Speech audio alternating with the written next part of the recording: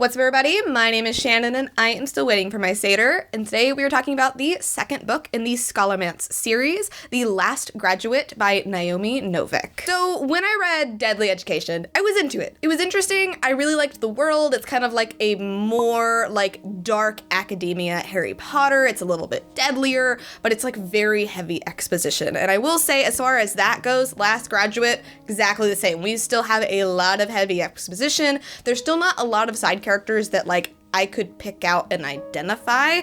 Elle has a lot more friends in this book because she's not like the loser outcast that she was in the first book, but outside of Elle and Orion, I really cannot tell all of these characters apart, and a lot of that just has to do with the way the story is narrated. We are entirely in Elle's head, and everything is how she thinks of it, which I do really like because she feels like a very real character, and she's very frustrating, and she makes like really frustrating decisions. But the way that the book is laid out, like you see why she thinks all of these things. And this is like it's all her thoughts, her tangents, her everything. Like she's just very much like, this is her thought process. So like it all makes sense.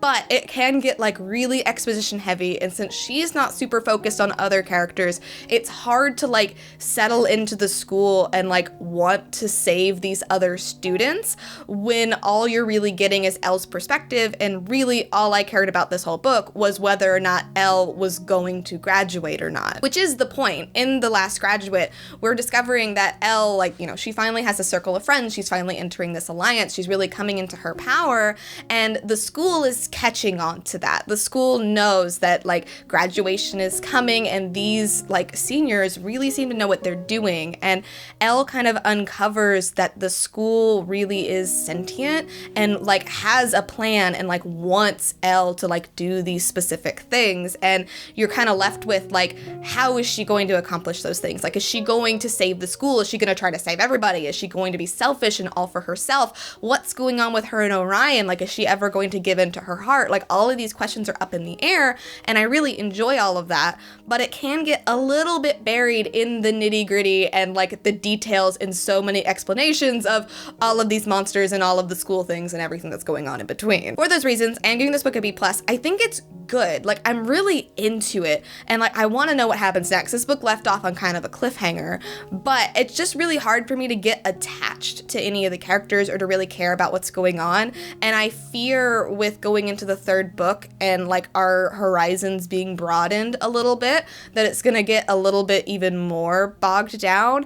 But I really do like Elle, and I want to see like what kind of person she becomes, and I do like Orion, and I want to see like how they are able to overcome their differences. Are they going to figure out a way to be together? Like, I just don't know. So like for those reasons, I'm very much into it.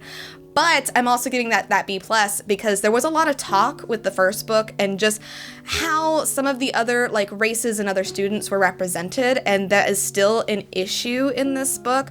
Like, just the way certain other students are talked about, like certain languages and like stuff like that, it's just makes me a little bit uncomfy. Like, I don't know enough to be able to speak on that like to an extent. It's just something to kind of be aware of when reading these books. But I'd say as a sequel that like Last Graduate did a great job. I am really interested. I think we got to learn a lot more about Elle. We learned a lot more about the school. So going into that third book, everything's gonna be different, and I'm really interested to see how that's gonna go. So, like I said, giving this book a B+.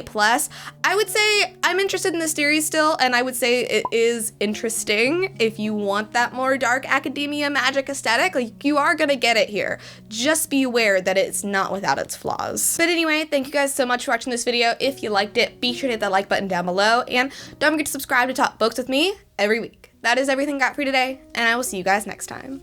Bye!